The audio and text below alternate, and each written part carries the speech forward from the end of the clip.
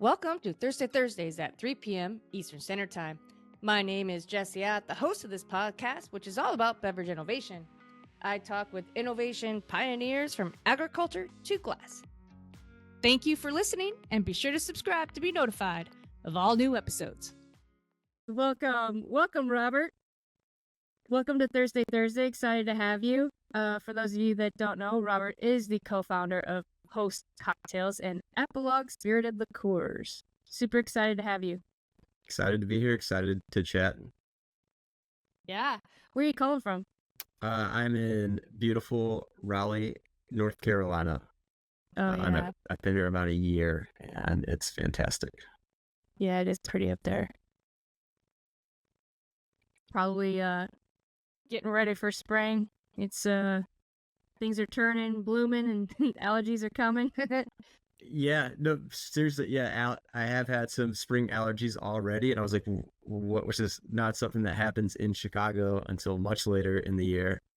And, but yeah, stuff is in bloom. There's flowers and bushes and all sorts of stuff popping off outside. It's great. So, should we dive right in and get started? Yeah, let's do it. All right, we've got a lot of really cool things to talk about today, everybody.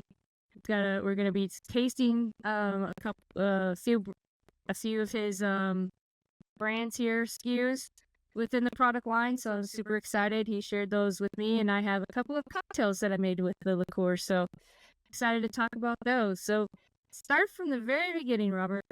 Where does it begin?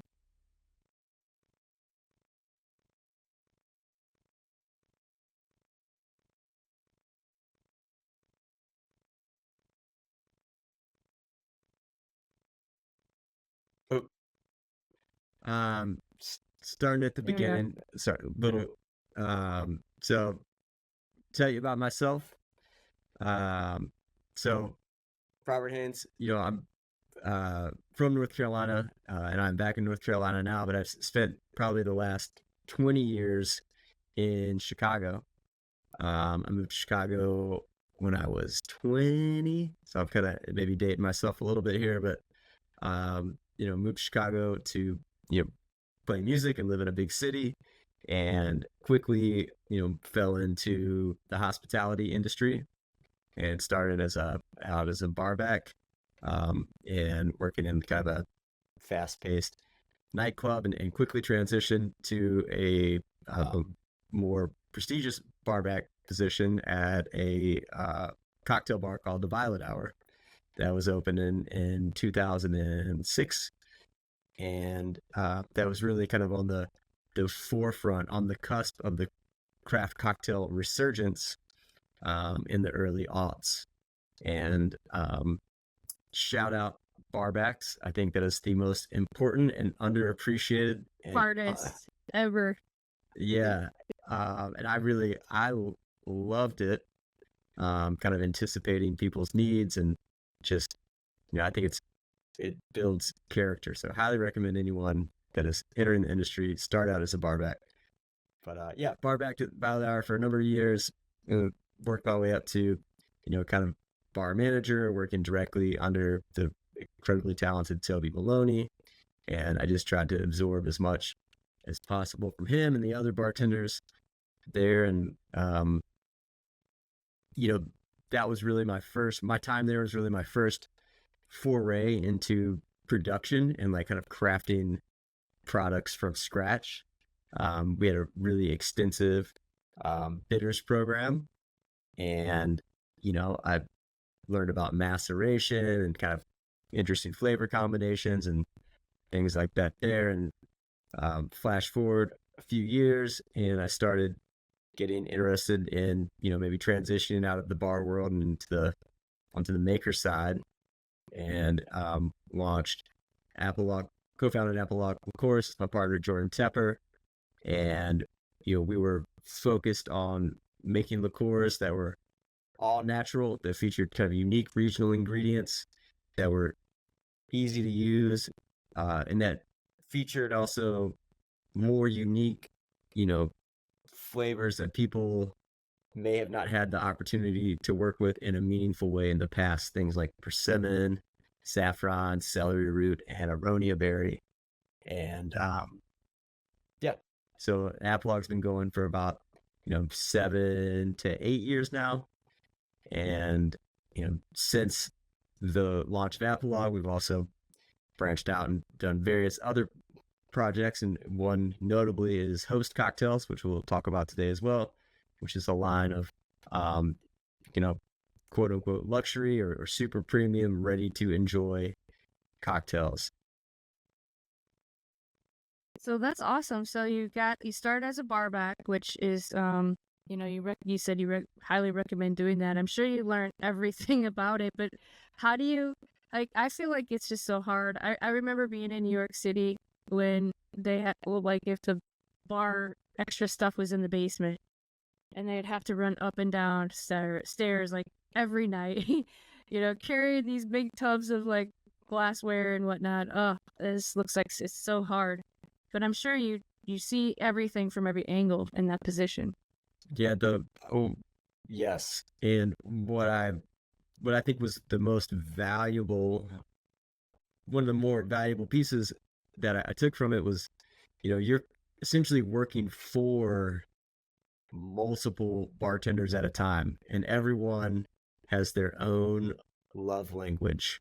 And if you want to if you want to make it through that night in one piece, and still have your kind of wits about you, you learn to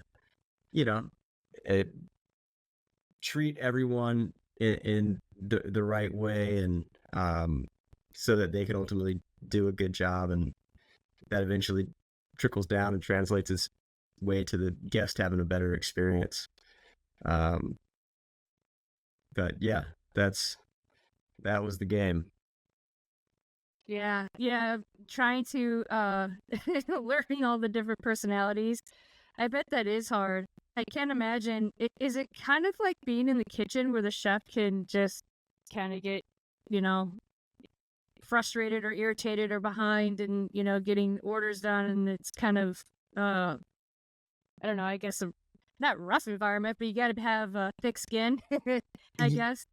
Yeah, but it's yes and it's interesting because you're also that happens, but you're also on like display. So it's not like you're in the kitchen where you can cuss and scream and throw stuff, and only person that sees it is the dishwasher. Like, you're in front of the guests, front of house, and everybody is under immense pressure to get these cocktails out at a certain caliber. So the cues are maybe more subtle and unspoken. Well, that's true. That's a benefit. That's definitely a benefit. So when did you know that you were interested in making cocktails? Like, is there a defining moment that you can remember where you're like, oh, this is my next venture? Yeah. I found the act of making cocktails and as an extension of that, like liqueurs and products, to me it felt just a different part of the creative process, and that creative process can take many shapes and forms. It can be music, it can be painting, it can be building furniture, but I really liked the cocktail format. One, it's immediately lucrative. Two, it allows for quick revisions. You can have a concept, you can have an idea for a drink, you can tease it out, make a version of it, taste it, and then 3 minutes later you can make another one, and within 10-15 minutes you can have kind of chased that idea through to and tweaked it to a point of satisfaction or interest. And so I like that it was the creative cocktails are like for you, like the creative process condensed down into like a really short time frame. And then I enjoyed bartending, like talking to the guests, and just like how each bartender maybe had their love language. I feel like guests in the right type of bar there's some of that too. So like if guest A and guest B order similar or the same cocktails, I might make those drinks a little differently based upon, my conversation, my interaction with them, what I think or understand their flavor preferences to be. And that difference might manifest itself in the way of something so small as an eighth of an ounce of simple syrup. It's just kind of tweaking everything subtly within this framework to That make blows my folks mind. happy. I guess maybe baking is more like mixing cocktails. I don't know. I mean, baking, you have to be so precise. But then, I mean, to be able to think in terms like that, like when I cook, I just throw stuff together. It's like, yeah, okay, I'll do the recipe once and then I'll figure it out. I guess maybe that's what it's like for you all behind the bar. But that's fascinating that you can have a conversation with two people at the bar and adjust it. Are there particular questions that you ask that kind of guide you to make those differences? Yeah.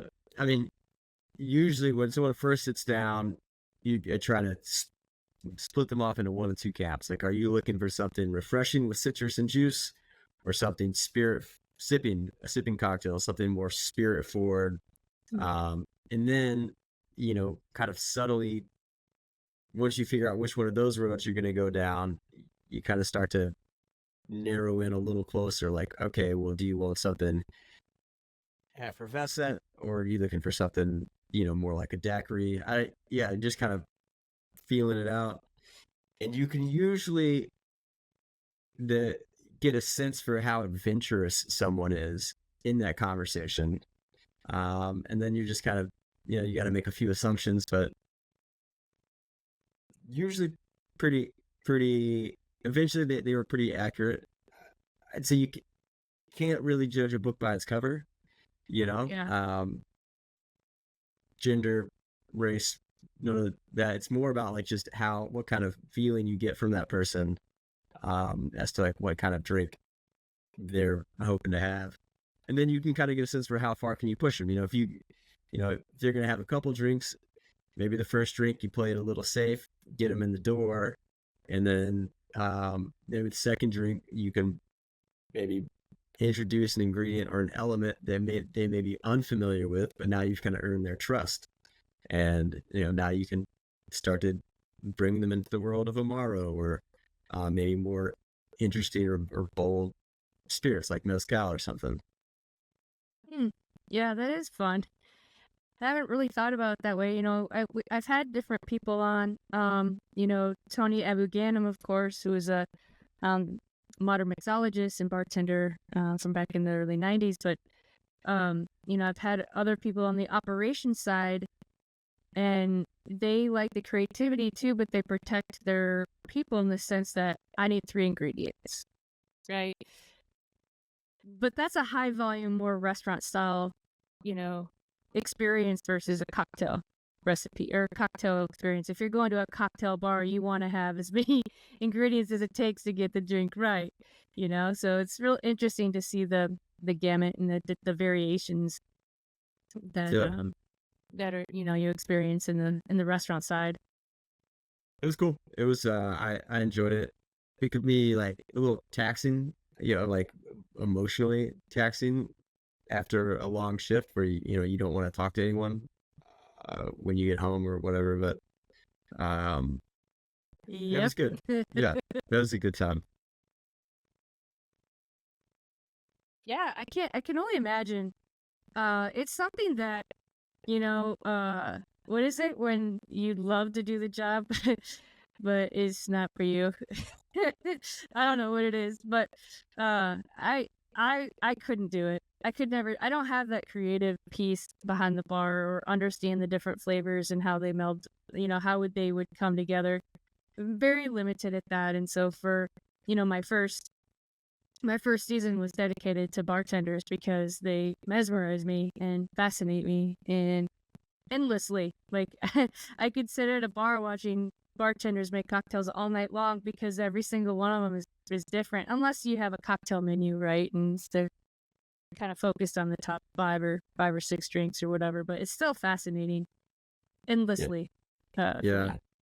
there's really something to like also um Violet Hour in particular. It was a impactful because it was high quality cocktails in high volume, and I had no cocktail experience or real culinary experience to speak of before that, but you're just tasting hundreds and hundreds and hundreds of cocktails every night, 3 nights a week.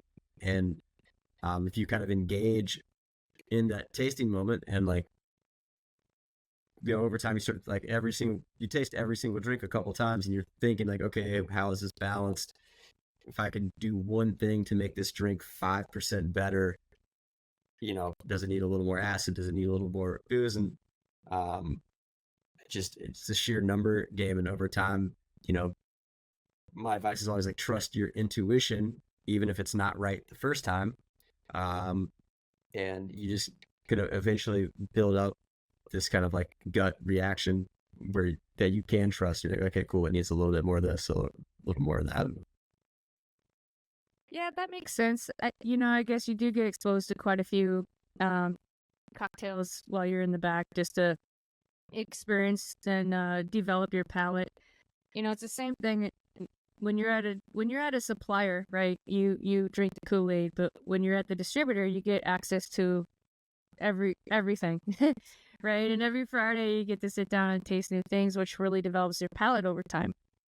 And so, yeah, I guess that makes a lot of sense. And you find what you like, what you don't like, but still have to make, that's probably difficult too. Yeah. Yep. Yeah.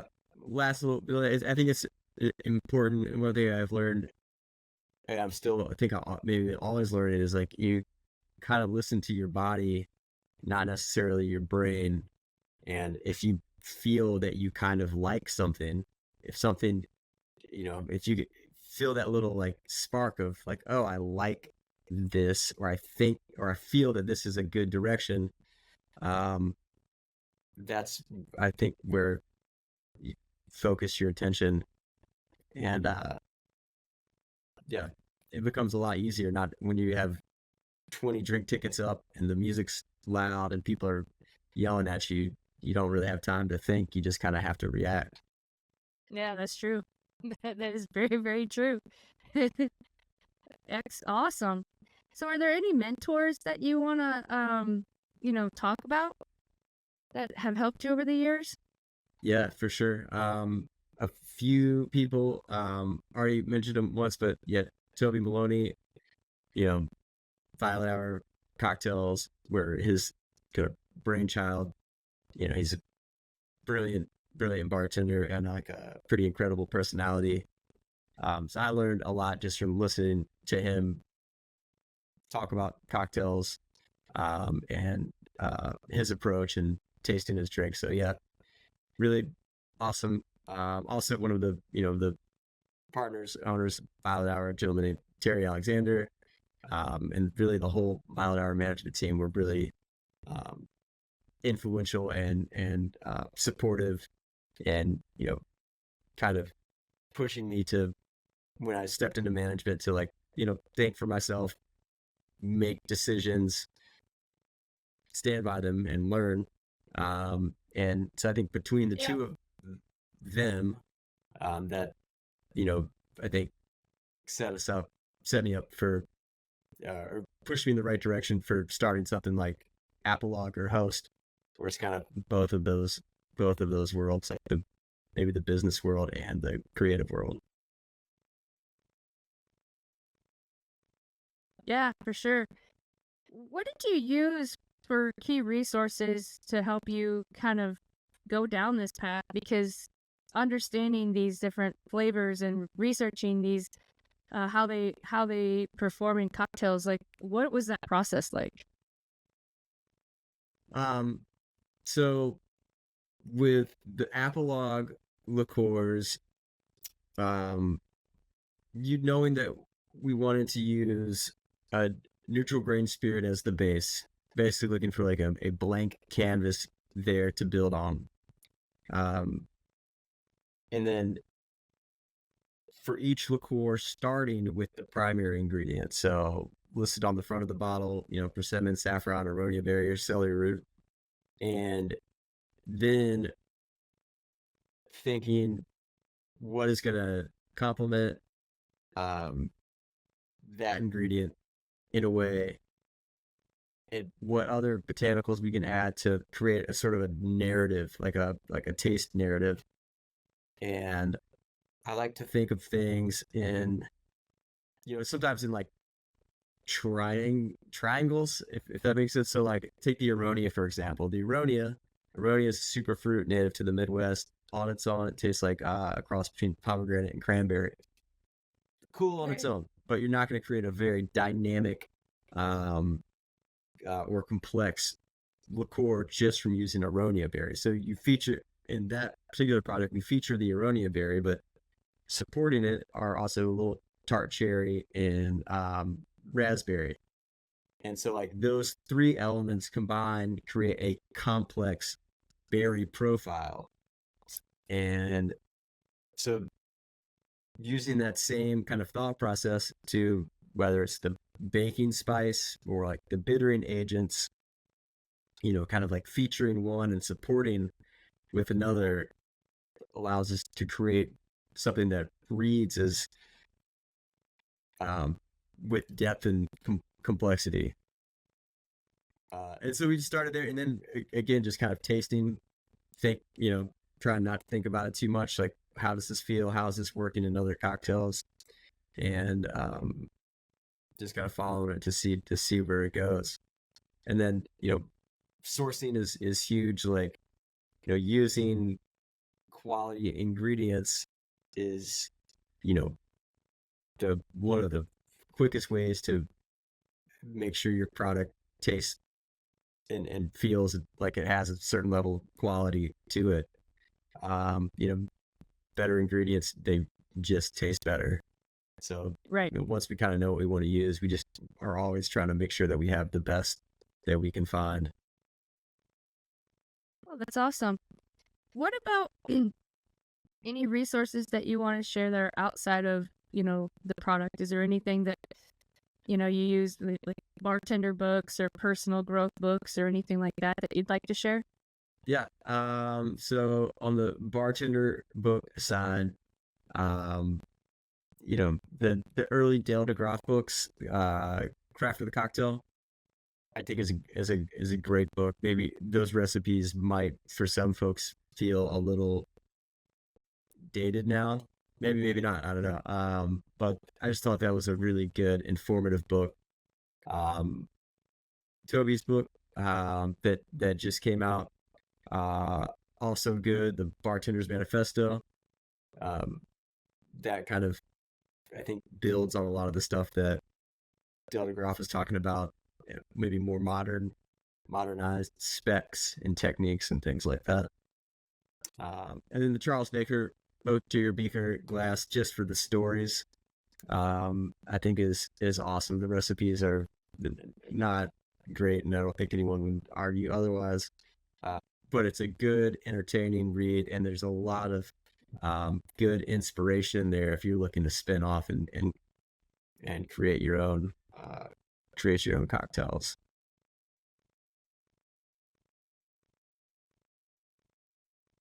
Yeah, those sound like great resources. I'll have to make sure I put them in the show notes, and share those with people, because even people that don't necessarily, make sophisticated cocktails, I'm sure people will still enjoy it for the sense of the industry, and like you mentioned earlier, the stories that come along with it. That probably kind of helps formulate, the idea of that culture behind the bar. Yep. Yeah, I think always, I think I appreciate a cocktail that's been plucked out of thin air, that has just a random name and some ingredients, but I think there's a time and a place for those, and a couple of those on the menu is nice.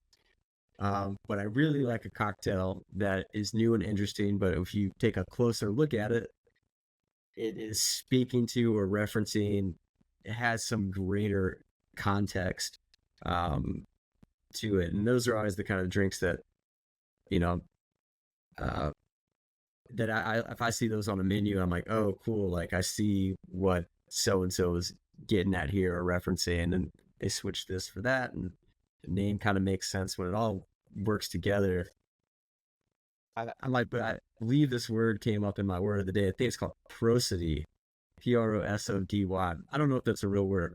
I think that's it means where everything kind of makes sense with everything else. I like it. You got to hashtag that. Well, we're gonna look. We're gonna Google it first, though. No need. Just create it. Who cares if it's real or not? Just, it's a great explanation of a word anyway. Dig it. Yeah, run with it.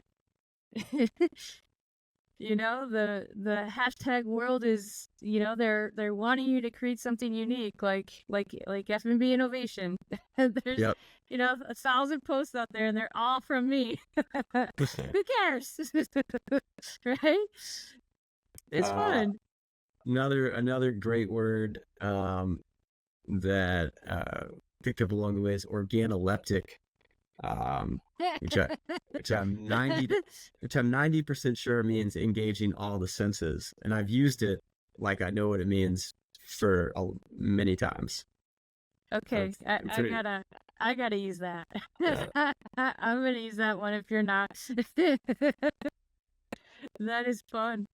Oh, those are great. Yeah, you gotta own those, Robert. You gotta make it happen. Says the guy without a LinkedIn profile. I didn't see you were on LinkedIn, were you? No, no, I try to stay off social media as much as possible, and I feel like I know that people use it for networking, but I also could see myself using it the same way someone would use Instagram or even I mean, like, not get off it.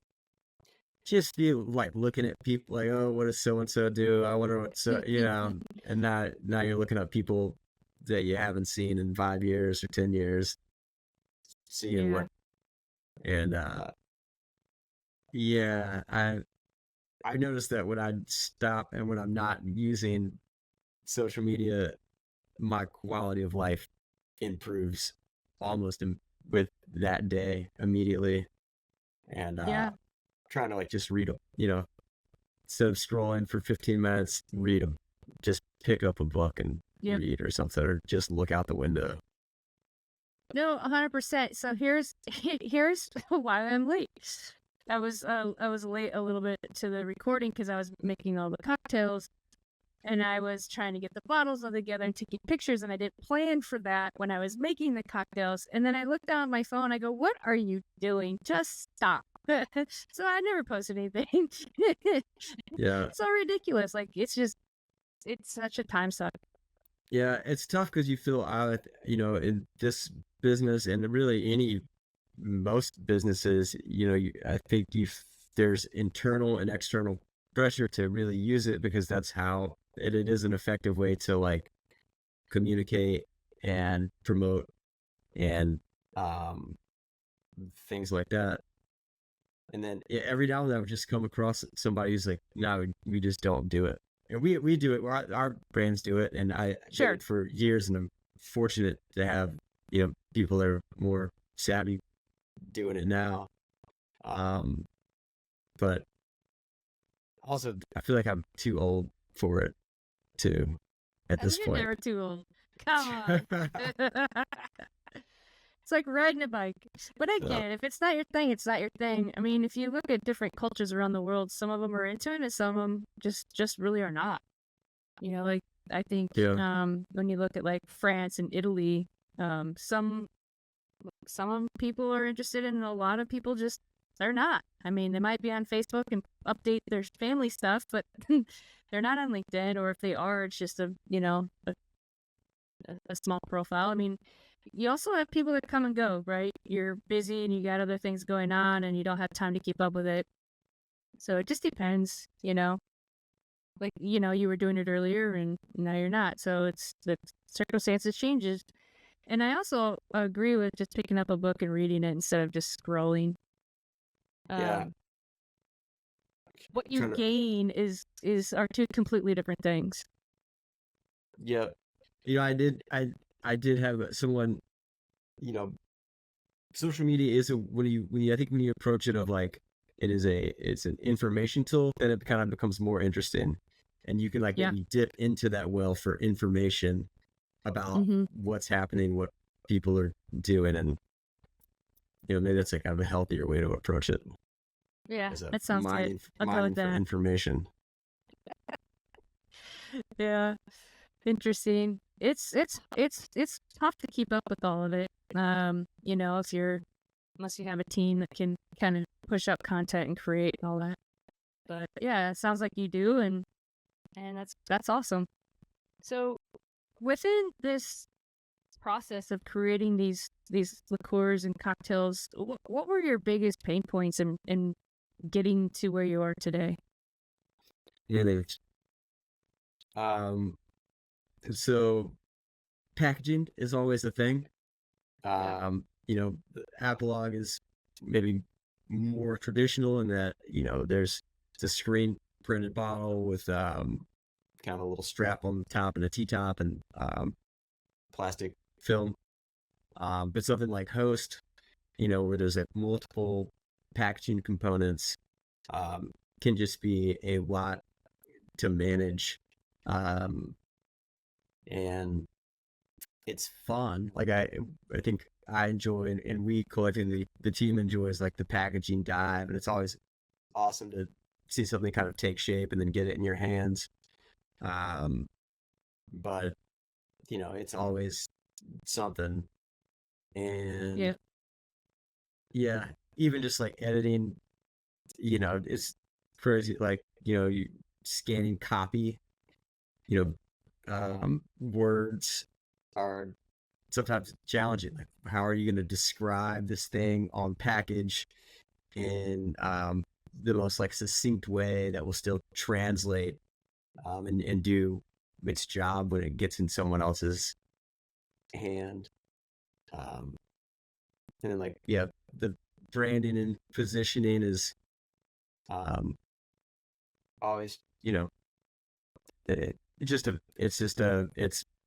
it's work. At least, for us, is Apologue is a little less challenging. It's been around now for a few years, and it's positioned for bartenders, folks in the hospitality industry that are looking to make kind of creative riffs on classic cocktails. And just with my background, that's something that I feel like I understand maybe a little more innately, but the Host products are a little different in that, it's a beautiful cocktail in a bottle that's, specifically designed for someone that's hosting or entertaining. It's more the at-home consumer, which is a, very different beast altogether. Right. Yeah. 100%. Yeah. Yeah. Two different people mixing cocktails. That's for sure. Mm-hmm. So before we dive into the brands here, do you want to talk about your outlook for your brands or the industry? Is there anything that you see trending that you want to talk about or share with the audience? Yeah, I think, maybe my hot takes. Okay. It's been a unique few years. Post COVID through to now, I should say. Especially in the on-premise bars and restaurants. And I don't think there was been a kind of a sea change of personnel and talent in the hospitality industry, where a lot of folks that had been behind the bar or purchasing at bars for a number of years. I think for them, 2020 and 2021, a lot of those people went ahead and just moved into other areas of employment or living, or kind of stepped away. And with that came a lot of new people into the industry.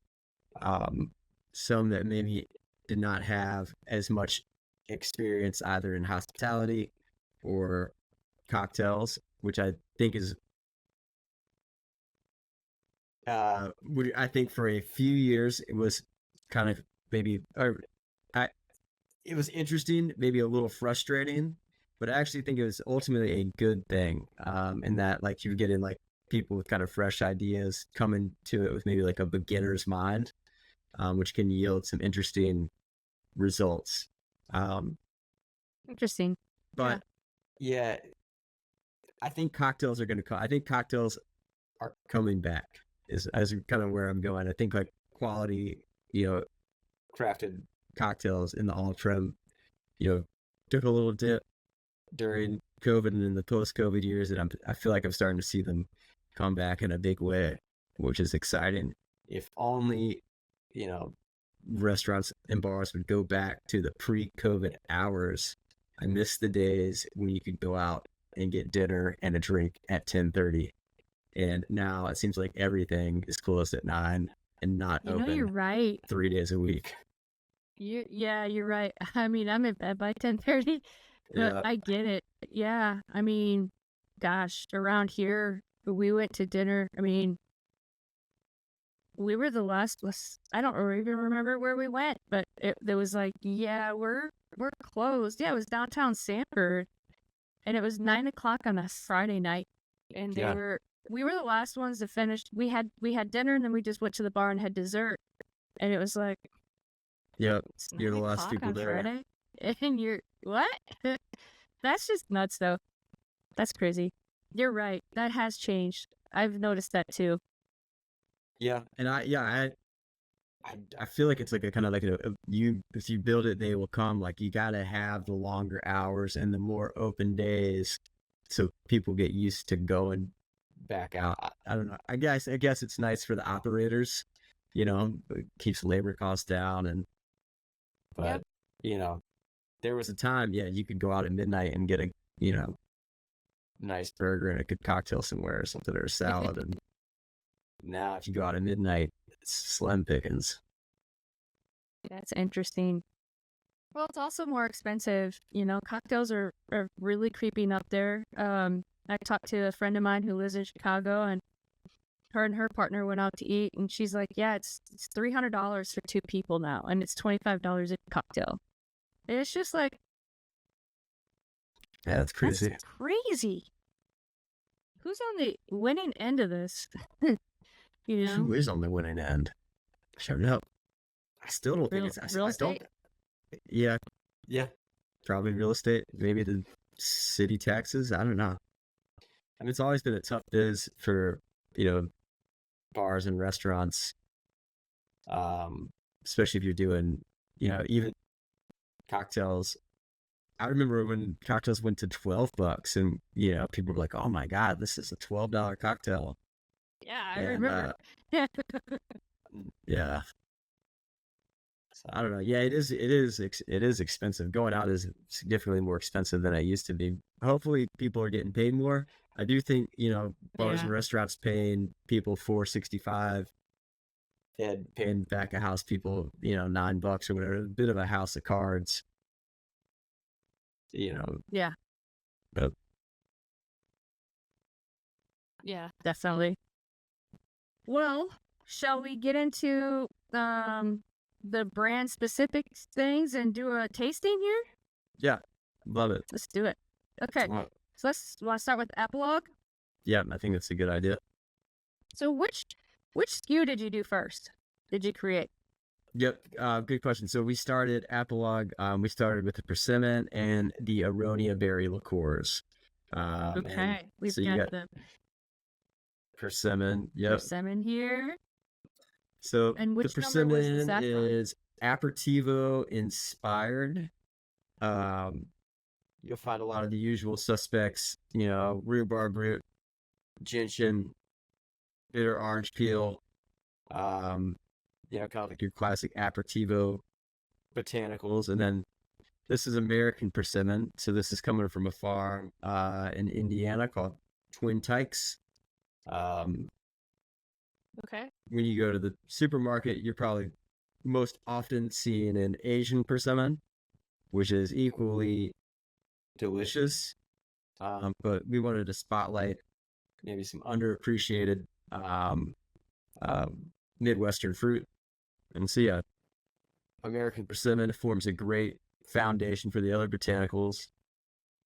It's all maceration based, so just fruit, roots, herbs, and barks, and alcohol.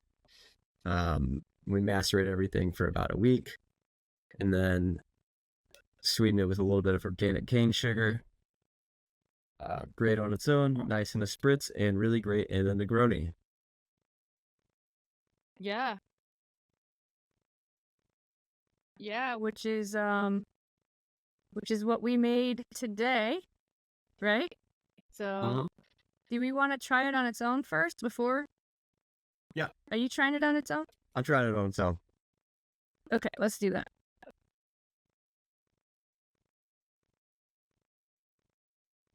Interesting. I love that you're sourcing everything locally in the U.S. That is really cool. And I'm from the Midwest, so obviously, just a quick shout out to Caitlin Clark. I have my Hawkeye shirt on because she's now the top NCAA basketball scorer of all time. I know Robert is not into girls basketball, but it just happened, so I had to wear it. Okay, back to Apologue. Okay. Interesting. It's kind of flower? Yep. Yeah. I can definitely smell the alcohol. It's about what, 27%? Mm-hmm. Orange peel, lemon. Yeah, you definitely get that citrus on the nose.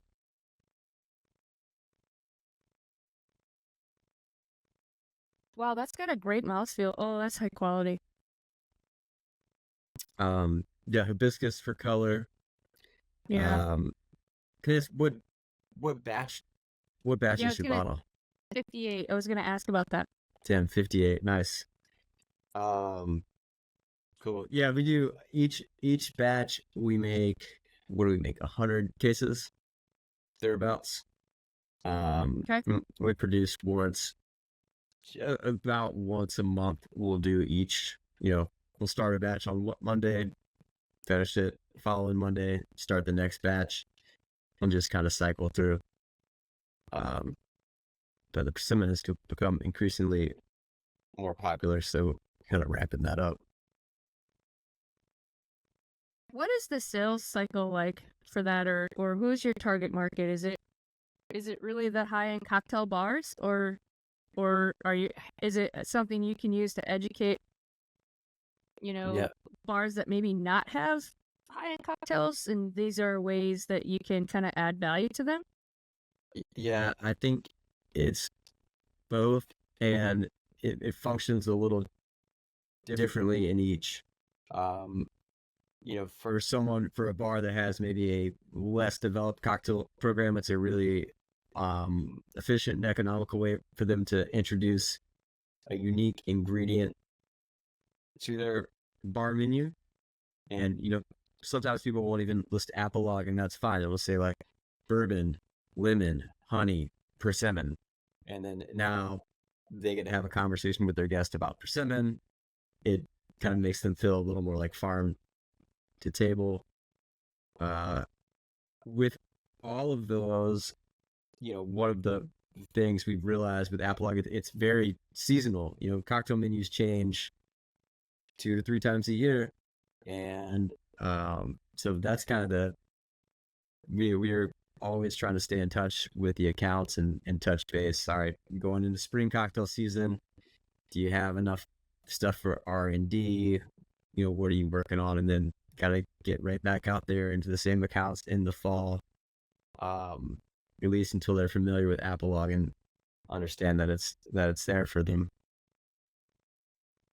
Well, I love it. Thank you. Let's try it in the Negroni. So I pre-mixed these.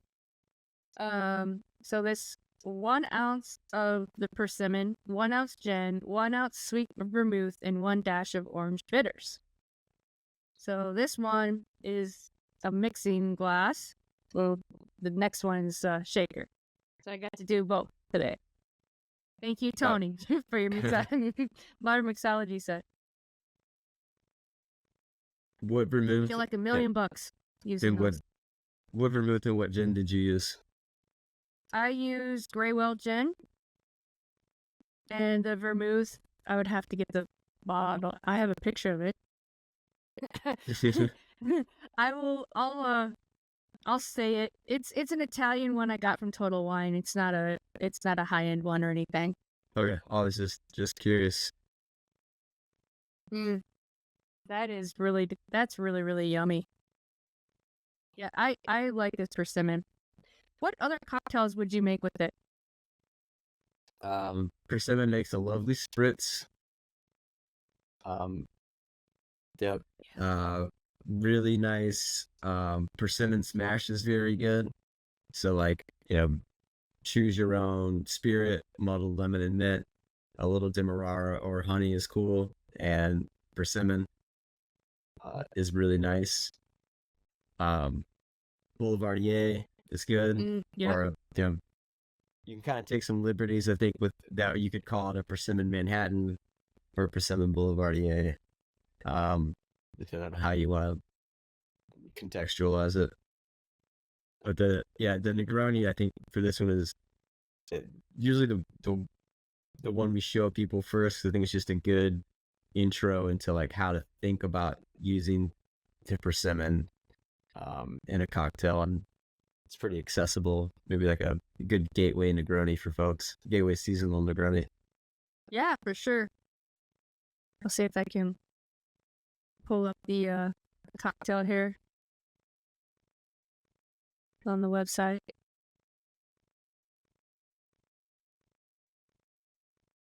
Pretty cool. Good looking twist. Yeah, I don't know how you do that. We'll keep mine hidden into the camera.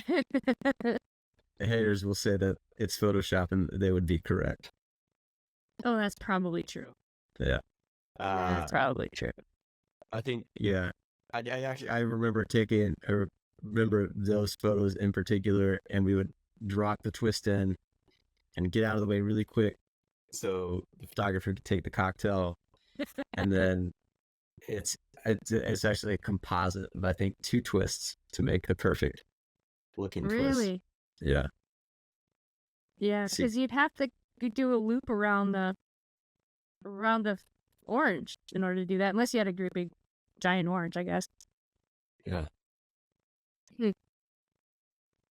Interesting. That's awesome. Well, should we go to the saffron? Yep. So saffron, this was our 4th product that we released. So before this, we were focusing on unique regional ingredients from the United States. And saffron is clearly not from the U.S.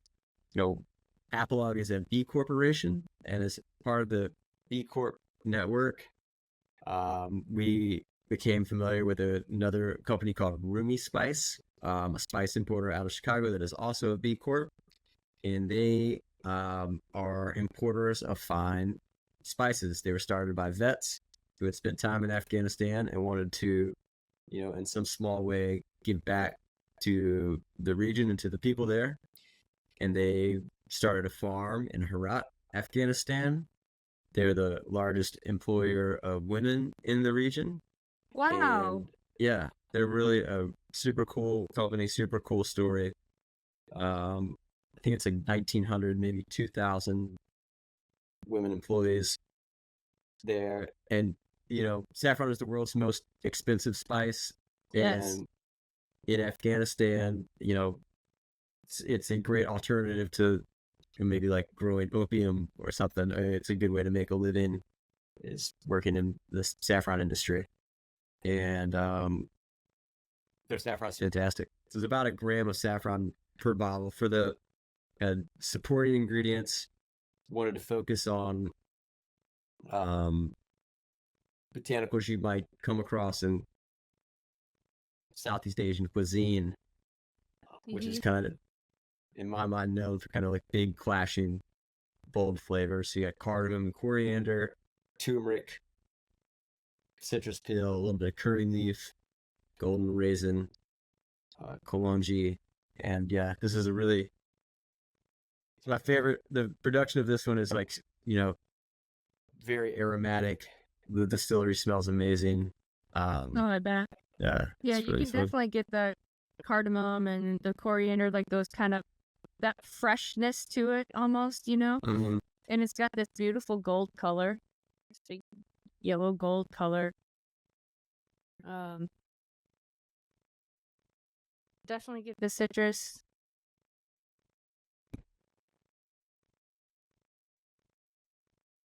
Interesting. Pretty cool. That is cool. I got too many flavors going on. I can't talk right now. Yeah, it really goes off. It's like you can taste all of them, but at different times. Yeah.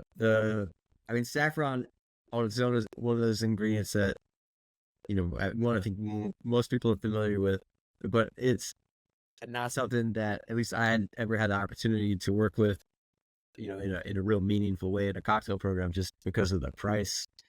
And so, yeah, it's really cool to be able to bring this flavor to the bar in a way that folks can experiment and play around and try out different cocktails. And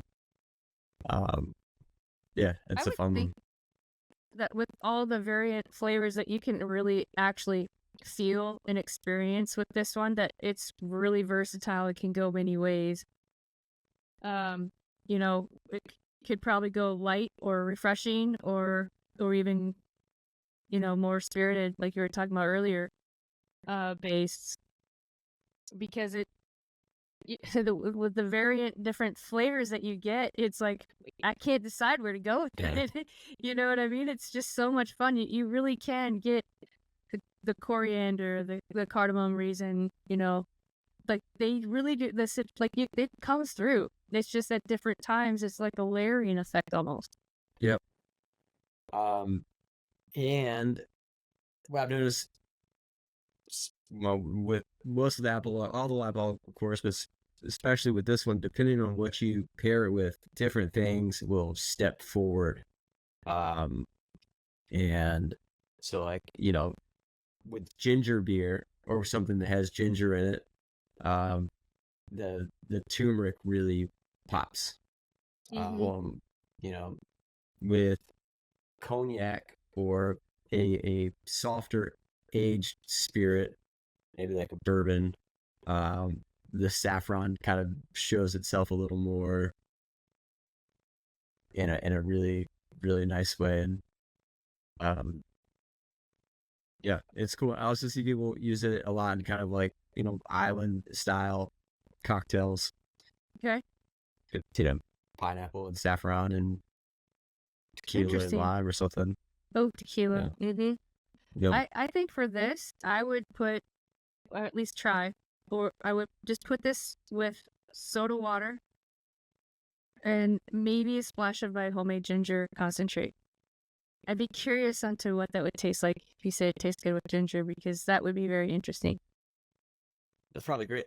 Maybe a little lime wedge. Yeah. What is in your ginger concentrate other than ginger? Well, I love ginger ale. I hated all the sugar, so I learned how to make it. And I don't even put sugar in it anymore. I don't need it. So you just have to take the ginger root and peel it, cut it up, and then you throw it into a pan with X amount of water. It's not a lot. And then I think you boil it for maybe 5 minutes and then let it steep for like 20, 25 minutes. And then you strain the liquid out, and then I just put it in the fridge. And whenever I want a cocktail or just ginger ale, a lot of times I'll throw in a cucumber or something like that. And I just use bubble water on ice. You just pour it on ice, pour some soda water, cucumber, whatever you're feeling, and then just top it with bubble water. I love it. Lime, normally lime. Yeah. Sounds great. You ever just shoot it? The concentrate? Yeah. No. Uh, I haven't. Is there some health benefits to that? yeah, I think Maybe I should.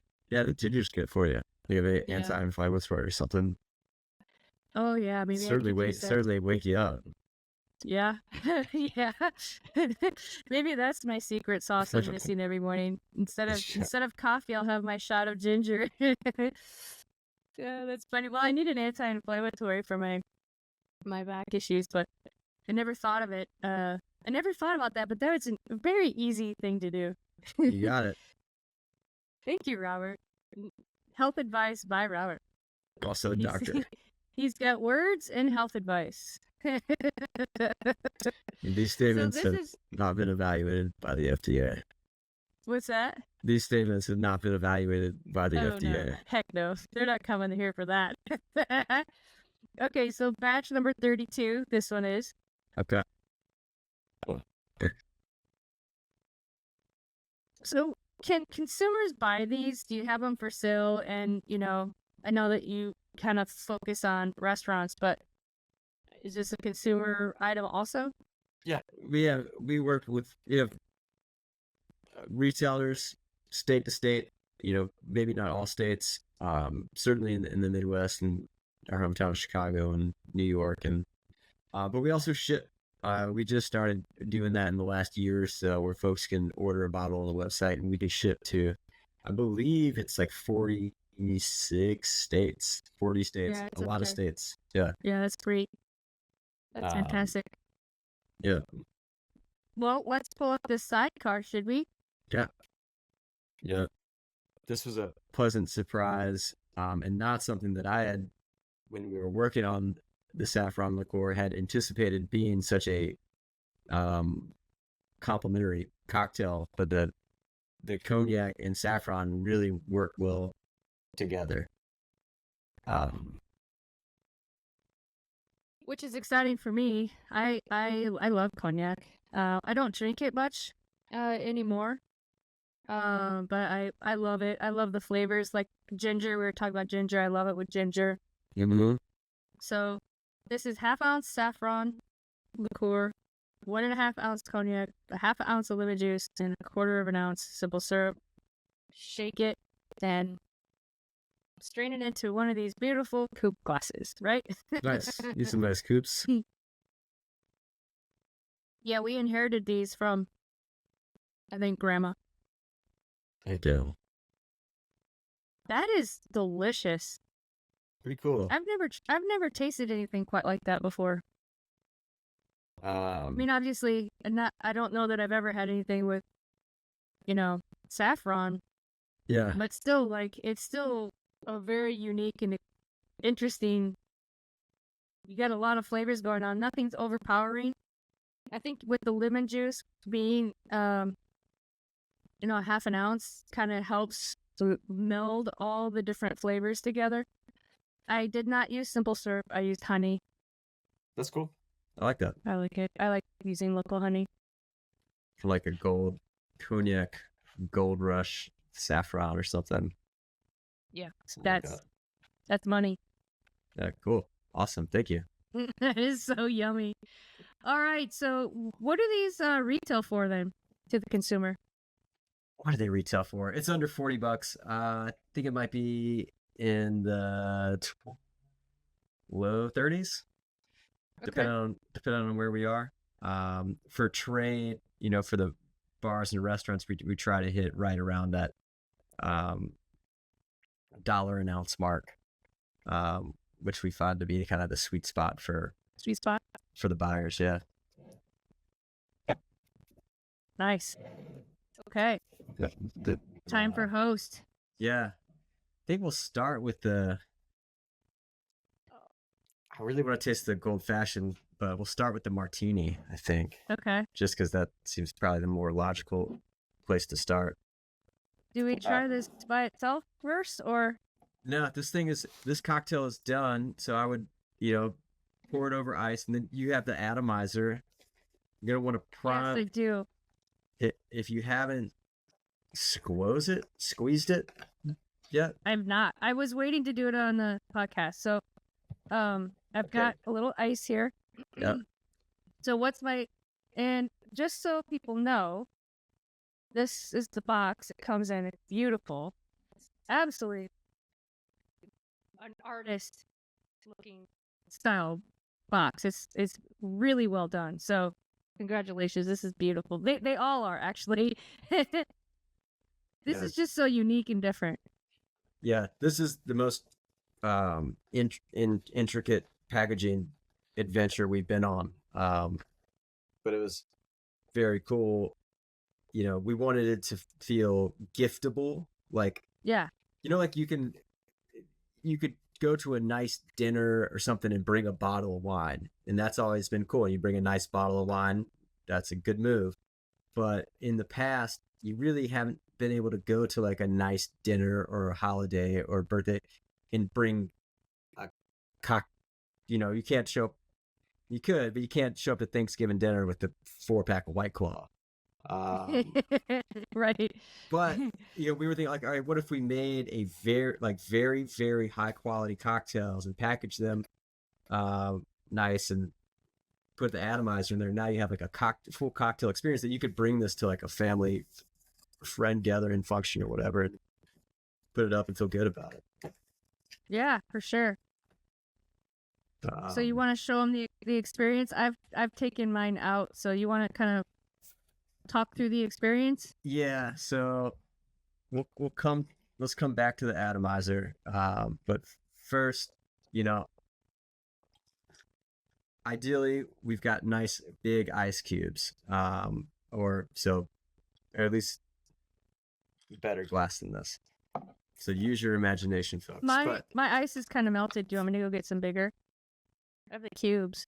You got a cube. Throw it. I think you will enjoy it more if you have a cube. Let me go get a couple cubes. Okay, so I have giant ice cubes now. I love it. Cool. Let's pour it, and I'll tell you about it while we enjoy it. So, Hoste. Bottle. Yep. It kind of mirrors there's ribbon around the bottle that mirrors what is on the box. Okay. So you can see it's a very light color. Yep. I do recommend giving it, you know, one or two of those real quick, just before you pop that top off. And why do we do that? Just to make sure it's like 100% mixed. I haven't seen any settling or separation or anything like that. But I just, you know, I feel like it's a good measure. So what Robert suggested is that we take the bottle with the lid on it, just turn it upside down a few times just to kind of mix it up. Yeah, fully incorporate. Yep. Cool. And then, yeah, we recommend pouring, you know, about 2 ounces over ice, give or take. And then, you know, a big unlock for us was like a great cocktail engages all the senses. Okay. We call that organoleptic around here. And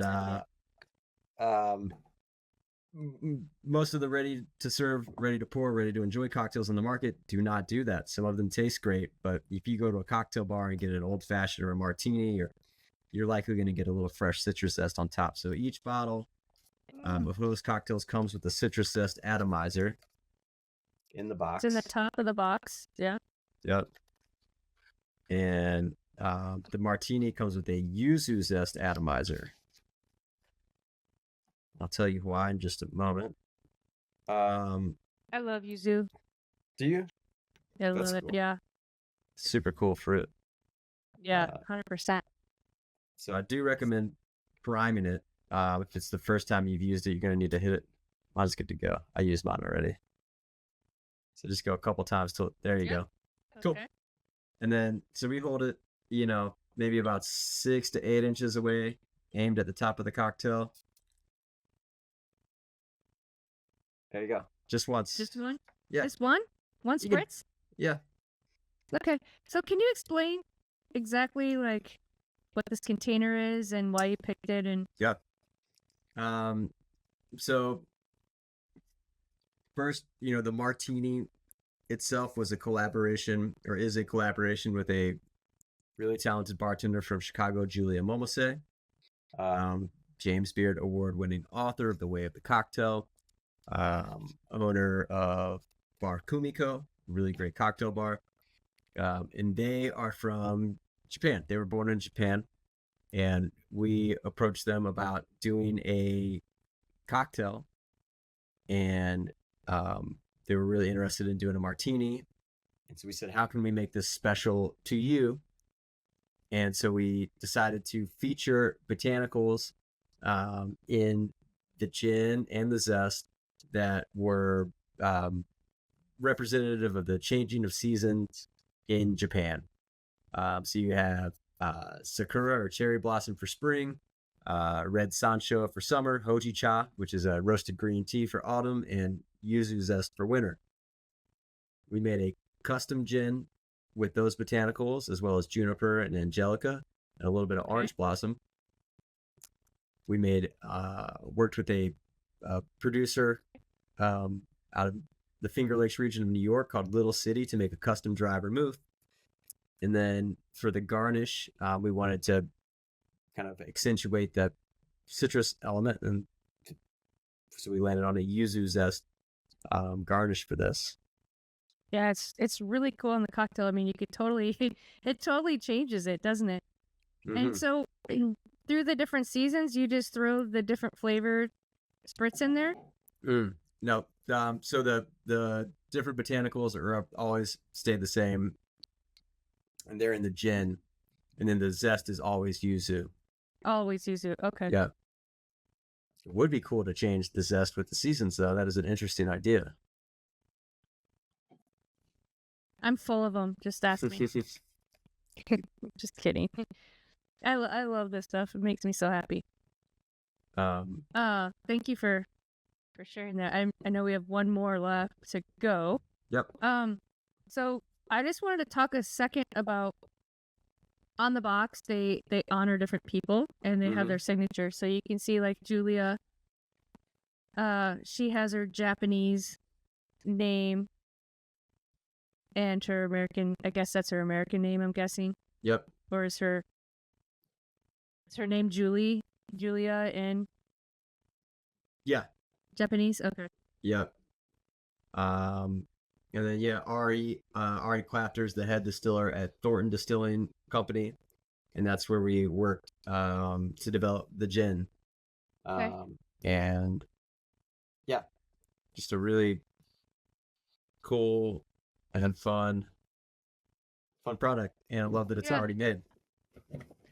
So you mentioned bringing this to cocktail, to holidays or and whatnot. So there's two words that I had for this year. One is community, because I think we're moving towards more community based thinking, groups, instead of one to many or one to whoever's interested in what I'm interested in, kind of thing. Community restaurants, you can see that even around here, it's happening more and more. But the other one is experience, and to me this fits that, because it's not just buying something that's already pre-made. It's not just an RTD you throw a cherry on, or throw a toothpick of fruit in it or whatever. This is an experience from beginning to end, 100%, right? You get the pretty box, it's almost like a gifting box. It tells a story on here. Right, and then you get this really cool spritz at the top to make it to go that extra mile, to kind of bring more life and refreshment to that cocktail, which is really unique and fun. So that's well done. That's awesome. Thank you. I really, this is cool. And I love gin, by the way. It was a pandemic pivot, and I think we were all kind of missing that experiential feel you get when you go to a bar or restaurant. And it starts like, when on the outside, when you're looking at the facade, and then you go in and maybe you pull back the curtains, and kind of wanted to telegraph, bits and pieces of that into the packaging experience. So there's like, the reveal when you open, and I think you're right on the money when you say, like, we wanted it to be an experience, not just something you forward or done with. And I think having that little garnish aspect too, it's kind of like when you put the egg in the cake mix. It's feel like you're cooking.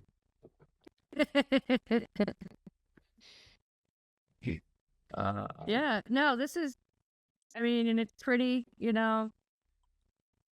this is a bottle that, even if you drank it, you'd want to fill it up and put it on your back bar and put light underneath it because it's really pretty, right? Yeah. I mean, it's got the glass top. It's just so elegant. It's a great experience from box to lips, as they say, liquid to lips. Cool. And then should we try the gold fashioned? Yeah, let's do it. Okay, let's take that box out. So this is the spritz. It's in a blue box instead of a green box. It's that guy. Yep. See it. Similar but different coloring. Yep. Different style. Are they the same artist? These are the same same artist. Yep. Our friend Shreepy. And yeah, so the gold fashioned is unique. This is how Hoste started with the gold fashioned. We did this in 2021 and 2022 as well. This was really us just kind of testing the hypothesis, like, all right, is there a market for this? How will people respond? Can we achieve this? And, when we started, each year it's been a different whiskey blend. So this is a limited release. We only do this in the fall. We do about 4,000 bottles a year. And, each year we're featuring different whiskeys. So in 2022, we had a 15-year-old bourbon in here. This year, the 2023, now 2024, it's a 9-year Kentucky bourbon with a blend of 10-year and 6-year Indiana rye. So kind of like a bespoke vintage bitters blend. And then we made saffron bitters from the world's most exquisite spices, Afghan saffron, Tahitian vanilla, Ecuadorian cacao, Seville orange peel from Spain, French gentian from the French Alps. And then we got Demerara from Malawi, and really just set out to make the nicest possible old fashioned.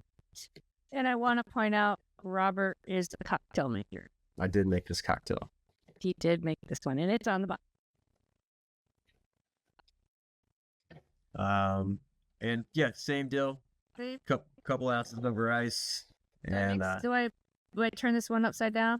Yeah, we should do it just for good measure. That's good. And so this label is like a dark blue with gold lettering on it.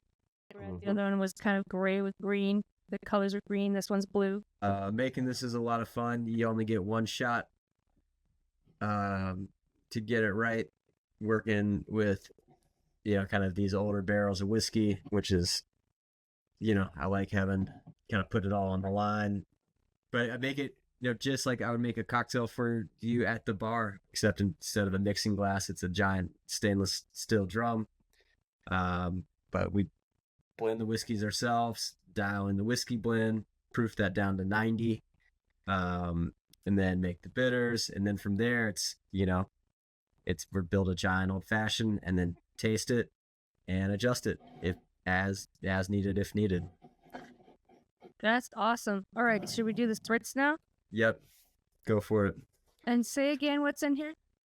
So the gold fashioned spritz is a blend of orange zest. So there's blood orange, Valencia, and navel orange zest in there. Can you talk about what they all three bring to the table? Different shades of orange. Oh, this smells so good. Yeah. Okay.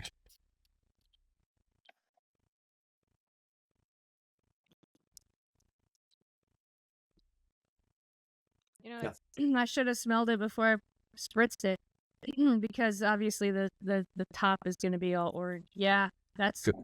Yeah, the rye, you can definitely get the rye with the citrus, but it's complex. It's not a simple drink. It's got a lot of different layers of complexity in it. Yep. And it's, as soon as it hits the ice, it's hot. It is a full strength cocktail. It's 42.2% alcohol. But the thinking is that, the old fashioned should get better as it sits. And, as cocktails dilute, with a cocktail like this, you get to enjoy it for as long as possible. Like it's kind of a curve like this instead of it kind of falling off and being diluted. So as the ice dilutes, it'll continue to open up and you can kind of sip on it, take your time and enjoy the ride. Just enjoy it. Yeah. And yeah, it's certainly one of these experiences where it's not a it's not a fast thing. It's not like a porch pounder wine or anything. This is a sipper and you enjoy all the complexity that it offers. Yep. And it lingers. It's got a great finish. I mean, it's again, fun experience the whole way through. So what are these priced at on the shelf? Good question. So the Martini, I believe, retails for $65. And then it's about 10 to 12 cocktails a bottle. And then the Gold Fashion is $150. Same things, 10 to 12 cocktails per bottle.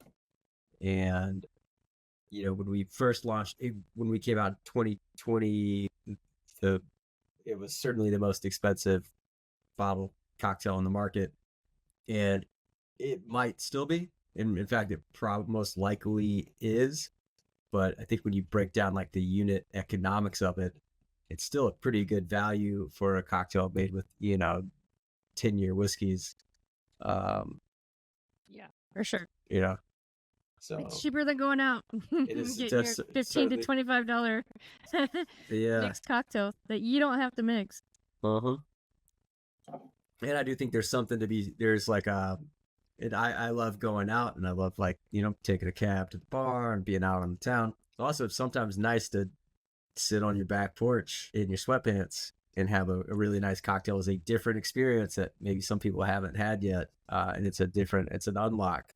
I tell you. If you were to go to a party, this would, Yep. undoubtedly be the most interesting drink there because it's so different. Yeah. Yeah. So that's Hoste, man. We're really excited about this. Like right now, we kind of split our time between the two brands. We have a couple new Hoste cocktails in the pipeline that we're hoping should see the light of day this year. Got a Mezcal Negroni, a Perfect Manhattan, and a Rosé 75. So, wow, yeah, all very interesting. Yeah, trying to like this idea of like subtly or like elevated, simple twists on classic cocktails. Yeah. So, can you talk about the naming of the brands and any kind of background on that? Yeah. So, Apologue. An apologue is a moral fable in which an animal is the protagonist. They're usually pretty short. A good example would be like the tortoise and the hare is basically an apologue. And, for us, often in these apologues, a fox is like the spirit guide. So on the apologue bottle, you have like the three-eyed, kind of the fox with the mind's eye there. And we wanted logo. Yeah. In the front of the bottle. Pretty cool. And so for Apologue, we wanted to kind of tell our own kind of moral fable, I guess, and do good by the liqueur category, a place where there's often not a lot of transparency around ingredients and sourcing. And, part of being a B Corp too, just trying to be a good steward to our people and our community. And so that's kind of the genesis of Apologue. And Hoste, Hoste, comes from the Catalan word host, and it means an unpaying guest who is staying overnight. Hoste is all about hospitality and kind of taking care of people. And we thought the name was an interesting way to kind of just get that front and center, like the idea of hospitality and caring for your guests, put that right up front. Yeah. Perfect. I love that. Two great stories, two great brands. Congratulations, Robert. This has been fun getting to know you and your experience and all that you and your team are up to. And where can they buy the Hoste? Good question. So, if you go to Hoste Cocktails, HOSTECOCTAILS.com, you can likewise order Hoste products, and we ship to 46 states. We do the bulk of our business is direct to consumer, so yeah, you can order it and have it shipped straight to your door, send it to someone as a gift. We try to make that as easy as possible. No, that's awesome. So I have a little surprise. Okay. I'm trying something new, and I'm wondering if you're game for it, and if you're not, we will cut it out. So all right. So I've been trying to figure out a way to end the show with something fun and exciting and giggly, and a colleague of mine came up with an idea to ask rapid fire questions. So I'm going to ask you 3 questions. I don't even know what they are yet. And you got to answer as fast as possible. Got it. Okay, hold on. I'll wait for you to get your drink. You can even take a sip if you want. We're not in a hurry. Okay. Okay. Ready. If you were a cocktail, which one would you be and why? Left-hand cocktail. It's just delicious. It is the best. And it's interesting. And yeah, I don't know. That's the first thing that comes to mind. Left-hand cocktail is a Boulevardier with chocolate bitters, and it shouldn't work, but somehow it does. Chocolate bitters? They make chocolate bitters? Where have I been? Tell me. That sounds amazing. Now I have to try that. Ready for question number 2? Yep. Okay. What is your spirit animal and why? Praying mantis. And I don't know why. I didn't choose it. It chose me. And I've seen them. I've had like various moments where I've seen them in the strangest places. Really? Yeah. Are they haunting you? I don't know. They just show up, and when they show up, I'm like, okay, like, all right, you're there. I'm here. But yeah, that's been happening since I was probably like 16 or something. Oh, that's interesting. All right, are you ready for number 3? Yep. Is there a movie that you quote from often? Or do you have a quote that you like to use from a movie? Yeah, I have a quote that I use. It's not from a movie, and I've tried to stop using it because I don't trust the source. Someone told me once that you're not gonna lay on your deathbed and be thinking, "Oh, I should have worked more." And I heard that when I was also probably the same night I saw that praying mantis, and it really stuck with me. All right, cool. Well, I could also ask, what's your favorite saying, right? Because that's kind of like, you said, yeah. Yeah. What's your favorite color? Favorite color? None. I appreciate them all. How can you choose? They're all amazing in different ways. I was in a flotation tank not too long ago, and they had, before it goes pitch black, which is also awesome, they do this like color, they call it color therapy or something. It's just like you're fully immersed in 360 degrees of like a color. That's cool. And it was going through the spectrum, and it was incredible. Just, being surrounded in like a field of like blue, and then going into like a field of red and a field of yellow. And so I think I've noticed the colors that I like change day to day, hour to hour. Lately, I've been into darker reds. I can't say why. I've been drawn to them, but that will change. I think you grow and you change. It's not different than our bodies change every 7 years, supposedly, right? And we like different foods throughout our journey. So, I mean, that would make sense to me. I think, digging into, I was I've always wanted to have my own restaurant or bar or something concept. And you go in and you really kind of dig into what the meaning of these colors are. And it's really kind of fascinating how they've digested and described how each color can affect a diner in a restaurant. And I never knew that.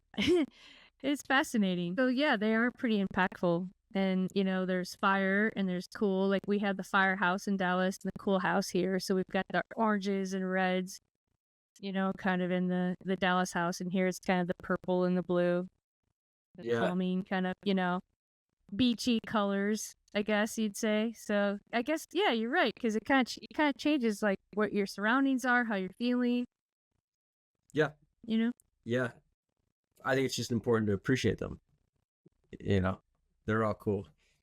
Even gray's all right sometimes. Yeah. Silver can look dashing. Silver's nice. Yes. Yeah, that's awesome. Well, Robert, I'm super pumped about what you guys are doing. High quality product that you guys are putting out here. I wish you guys all the luck, and whatever I can do to help, please let me know. I appreciate you, you know, taking the time to sit with me and send products so we can kind of taste through these. Hopefully we can impact some people to test it out and to try it. And, you know, when you have flavors come out, we can do a 15-minute segment that we'll just do and announce. If you want to taste, we can taste. If you just want to talk about it, we can talk about it. You know, talk about which cocktails, that kind of thing. So this isn't the end. This is just the beginning, right? Cool. Yeah, we've got a few, you know, Apologue got some stuff coming down the pipeline too. So, yeah, hopefully we'll be seeing more of you in the next few months. Yeah, let's do it. I love it. Cool. Pleasure chatting. Yeah. All right. Take care, Robert. Bye. Cool. Thank you. That was fun. This week's episode was produced by Fedora J Productions.